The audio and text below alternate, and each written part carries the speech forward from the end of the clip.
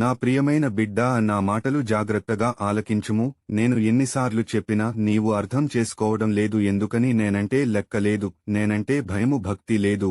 నీవు ఇలాగే ఉంటే పరలోక రాజ్యము నీవు రావడానికి చాలా కష్టం అవుతాదని నీకు అన్ని విషయాలు ముందుగానే చెప్పాను. అయినా నీవు అర్థం చేసుకోవడం లేదు. ఇప్పటికైనా పర్వాలేదు, నేను చెప్పే మాట జాగ్రత్తగా ఆలకించుము. నీవు ఆదివారం గాని వాస దినాల్లో గాని సార్లు కూటాలకు గాని నీవు వచ్చినప్పుడు మరియు నా మందిరానికి వచ్చినప్పుడు నీ ప్రవర్తన ఎలా ఉందో ఎప్పుడైనా ఆలోచించావా?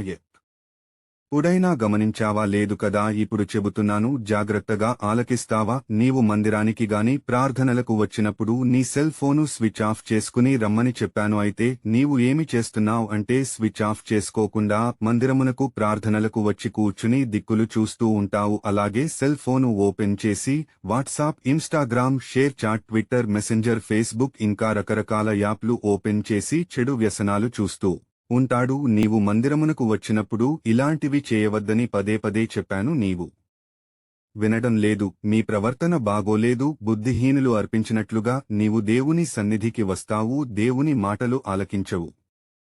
దుర్మార్గు పనులు చేస్తూ ఉంటావు. వాళ్లతోటి వీళ్లతోటి మాట్లాడుతుంటారు. నా బిడ్డగా నీకు తగదని చెప్పాను. నీవు మారతావని, నీకు హృదయ పరివర్తన కలిగి జీవిస్తావని చూస్తున్నాను. అయినా నీలో మార్పు రాలేదు. ఇలా ఉంటే నీవు పరలోక రాజ్యమునకు రావు, నరకానికి వెడతావు. కాబట్టి ఇకనైనా మార్పు చెంది హృదయ పరివర్తన కలిగి బాగుపడతావని నేను మరొకసారి హెచ్చరిస్తున్నాను, గద్దిస్తున్నాను.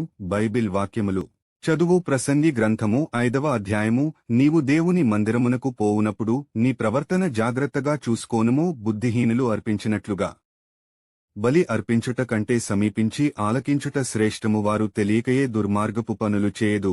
నీవు నా మాటలు విన్న తర్వాత ఈ రోజు నుండి అయినా నీ మనసు మార్చుకుని హృదయ పరివర్తన చెంది దుర్మార్గు పనులు మానివేసి నీవు నాలో ఉంటే నేను నిన్ను ఆశీర్వదిస్తాను, దీవిస్తాను, నిన్ను పరలోకమున చేరుస్తాను. నీ ప్రభుడను దేవుడనైనా యేసయ్యను మాటిస్తున్నాను. ఆమెన్.